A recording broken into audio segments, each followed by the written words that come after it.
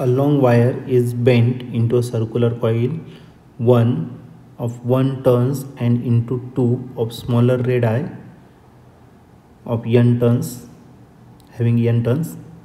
Okay, तर एक long wire दिलेलं आहे, त्याला बेंड करायचं आहे सर्क्युलर कॉईलमध्ये. तर पहिलं दिलेलं आहे त्याच्यात एक टर्न आहे, मग n1 आपण 1 घेऊ, आणि दुसरं दिलेलं आहे ज्याच्यामध्ये n2 टर्न्स आहे. The same current pass in both cases. Current कसं आहे same, I1 is equal to काय करू, I2 is equal to I consider करू. The ratio of magnetic field produce at the centre of the coil 1 to coil 2. Okay, तर आपल्याला ratio find करायचा आहे पहिल्याचा आणि दुसऱ्याचा. मग B1 डिवाइड बाय काय करायचा B2. तर हा क्वेश्चन 2021ला आलेला होता. याचे 4 ऑप्शनपैकी ए ऑप्शन आहे n/1, बी ऑप्शन आहे 1/n², सी ऑप्शन आहे 1/n, आणि लास्ट डी ऑप्शन आहे n²/1. तर या 4 ऑप्शनपैकी या क्वेश्चनचं करेक्ट आन्सर काय असलं पाहिजे. तर आपण याला सॉल्व करूया आणि मग डिसाईड करूया. तर या ठिकाणी आपल्याला सर्क्युलर कॉईल दिलेलं आहे. सर्क्युलर कॉईलच्या सेंटरला जी मॅग्नेटिक फील्ड तयार होते ती किती असते, n/μ0I डिवायडेड बाय 2r. मग या ठिकाणी लिहितो magnetic field of induction at a centre of current carrying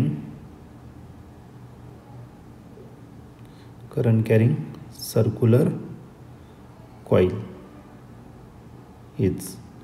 तर magnetic field of induction find करायचं सेंटरला. ठीक आहे, त्यासाठी फॉर्म्युला घेणार. बीचा फॉर्म्युला आहे तुमचा n/μ0I divided by 2r. r म्हणजे रेडियस. ओके, तर या ठिकाणी आपल्याला B1/B2 फाईंड करायचं आहे. ओके, तर पहिल्या वायरमध्ये सिंगल टर्न आहे, दुसऱ्या याच्यामध्ये 2 टर्न्स दिलेले आहे तुम्हाला, बरोबर आहे, नाही सॉरी n टर्न्स दिले दुसऱ्या याच्यामध्ये. मग आपण याची जी लेंथ आहे ती सेम राहणार. मग पहिल्याची जी लेंथ आहे ती किती राहणार 2πr1 इतकी, दुसऱ्याची 2πr2. पण त्याच्यामध्ये किती टर्न्स आहे n टर्न्स. मग n ने मल्टिप्लाय करा, 2π आणि 2π काय होणार कॅन्सल. मग r1 इज इक्वल टू काय भेटेल n/2. ओके, दोघांची रेडियस आपल्याला रेडियसमधलं पण रिलेशन भेटलेलं आहे. मग आता एक काम करा, आपल्याला काय करायचं B1/B2. तर डायरेक्टली आपण त्याचा रेशो फाईंड करू. B1 divided by B2.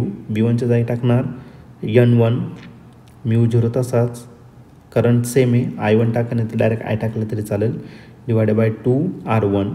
आता त्याचं रेसिप्रोकल करू म्हणजे 2r2 वरती जाईल, डिवायडेड बाय n2 μ0 आणि करंट I2, किंवा I टाकलं तरी चालेल कारण सेम आहे. आता याच्यात जे कॅन्सल होईल ते कॅन्सल करून टाकू.